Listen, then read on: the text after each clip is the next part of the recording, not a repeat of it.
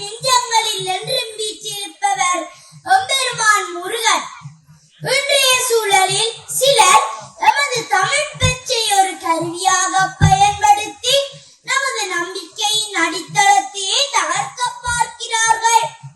முருகன் கடவுள் இல்லை, அவர் நிலத்தில் வாழ்ந்த ஒரு மன்னர்.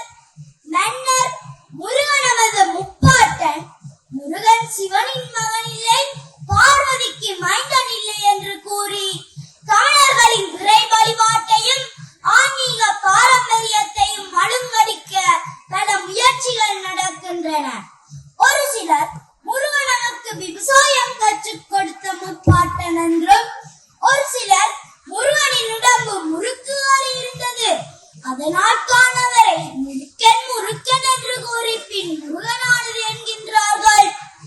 இன்னும் சில நாட்களில் இந்த விஷமிகள் முருகன் 3 கண் வைத்திருந்தவர், அதனால் தான் அவரை 3 கண் என்று கூப்பிட்டு பின் முருகனானது என்பார்கள். இவ்வாறு முருகன் குறைவன் இல்லை, அவர் எமது முன்னோன் என்று தமிழர்களின் மனதில் நிறுவ பாடுபடும் கூட்டமெல்லாம் நீங்கள் யார் என்று உற்று நோக்கி பார்த்தால் தமிழர்களை மதம் மாற்றுவதன் மூலம் இன அழிப்பு செய்ய இறக்கிவிடப்பட்ட மிஷனரி கூட்டங்களே ஆகும். இவர்களை நாம் அடையாளம் கண்டுகொள்ளாமல் இருக்க இவர்கள் ஒளிந்து கொள்ளும் இடம் தமிழர்களுக்கு மட்டுமே சொந்தமான தமிழ் தேசியமாகும். தமிழ் தேசியத்துக்குள்ளும் இந்த நச்சு கும்பல்கள் ஆழமாக ஊடுருவி விட்டார்கள். ஆகையால் சைவ தமிழர்கள் இனியும் விழிக்கவில்லை என்றால் நம் நிலை அதோதான். சரி, இப்போது நம்முடைய சங்ககால இலக்கியங்களும் காப்பியங்களும் பக்தி இலக்கியங்களும் முருகனை எவ்வாறு உஜக்கச் செல்கின்றன என்று பார்ப்போம். அருணகிரிநாதர் தனது திருப்புகழில் மிகவும் அழகாக பாடுகின்றார். திங்கள் அரவு நதி சூடிய பரமர் தந்த குமரன் என்று. திங்கள் அரவு நதி சூடிய பரமர் தந்த குமரன் என்று அவர் பாடுகின்றார். அதாவது திங்கள் என்றால் சந்திரன், அரவம் என்றால் பாம்பு, நதி என்று கங்கையை குறிப்பிட்டு இவை அனைத்தையும் சூடிய பரமனான சிவபெருமான் தந்த குமரன் என்று பாடுகின்றார் அருணகிரிநாதர். அதுபோல நமது பழந்தமிழ் இலக்கியங்கள் பலவும் முருகனை பாடுகின்றன. 6 அந்தணர் அச்சுமரை குறித்த வேறு உயர் சடமுனி பெறலரிது.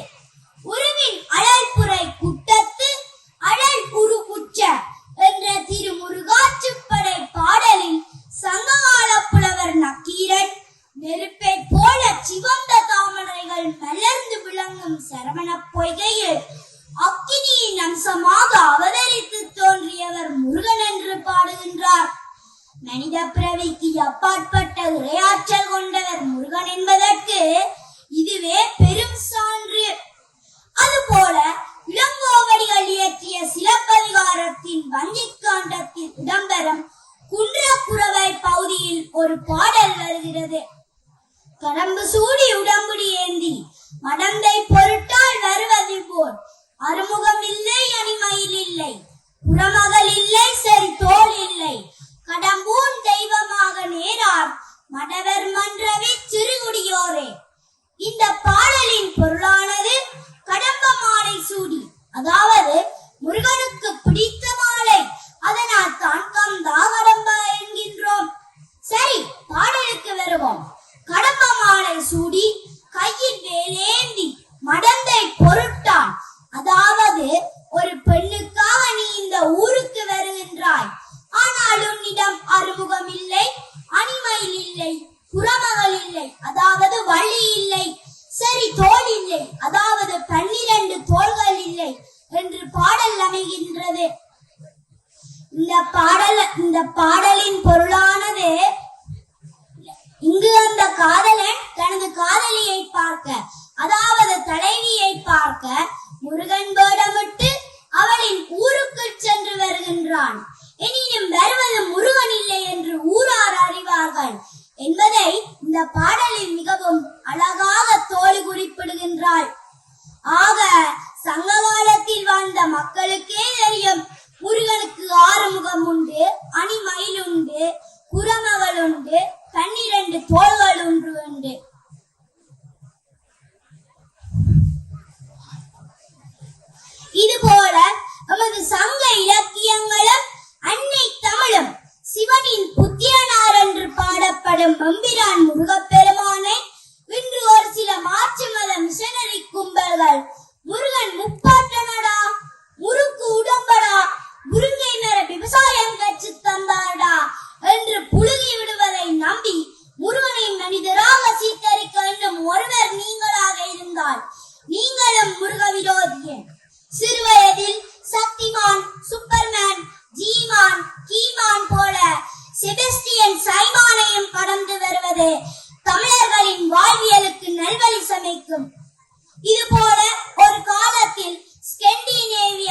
அதாவது நோர்வே, டென்மார்க், ஸ்வீடன் மக்களின் மிகவும் சக்தி வாய்ந்த கடவுள்களான நோர், லோகி, ஒடி போன்றவர்கள் அந்த நாட்டு மக்களால் மிகவும் பரம்பொருளாகவும் இயற்கை ஆற்றல் கொண்டவர்களாகவும் வழிபடப்பட்டவர்கள்.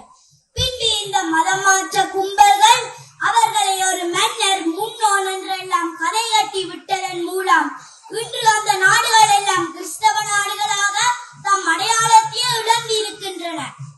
அதன் விளைவு இன்று லோக்கியும் தோறும் அவெஞ்சர்ஸ் படத்தில் வரும் கற்பனை கதாபாத்திரங்களாக மாறிவிட்டனர். இந்த நிலை எமக்கும் உருவாக வேண்டுமா? இந்த நிலை எமக்கும் உருவாக வேண்டுமா? புல்லுருவிகளிடம் இருந்து மிகவும் அவதானமாக இருப்போம். நமது வழிபாட்டு முறை, கிளை, கலாச்சாரம், மரபு, பாரம்பரியங்களை அழியாது பாதுகாப்போம். இறுதியாக ஒன்றை மட்டும் கூறுகின்றேன். தமிழ் மொழி முருகனுக்கு சொந்தம். முருகன் அனைத்து உலகங்களுக்கு சொந்தம்.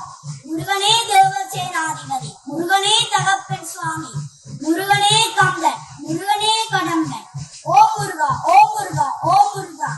இறுதியாக இந்த ஆலய நிர்வாகத்தினருக்கும் பக்தர்களுக்கும் ஒரு வேண்டுகோள். சைவர்கள் அல்லாதவர்களுக்கு கோவில் நிலத்தில் இனிவரும் காலங்களில் உணவு கடைகள் போட இடம் கொடுக்க வேண்டாம். அவர்கள் மாமிசத்தை உண்ட அதே கைகளால் எம்பெருமானை அன்றி விரதம் இருந்து ஆச்சாரமாக கோவில் வரும் பக்தர்களுக்கு உணவு சமைப்பது அவர்களுக்கு அல்ல, எமக்கே பாவத்தை சேர்க்கும். நன்றி.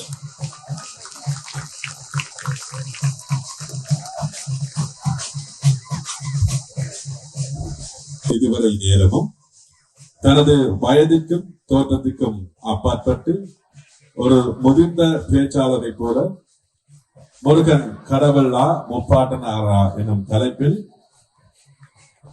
உரையாற்றிய ஈழத்து ஞான குழந்தை என அழைக்கப்படும் யாழ்ப்பாணம் இந்து ஆரம்ப பாடசாலை தரம் 4 சுதர்சன் அருணன் அவர்களை பாராட்டி வாழ்த்துகின்றோம்.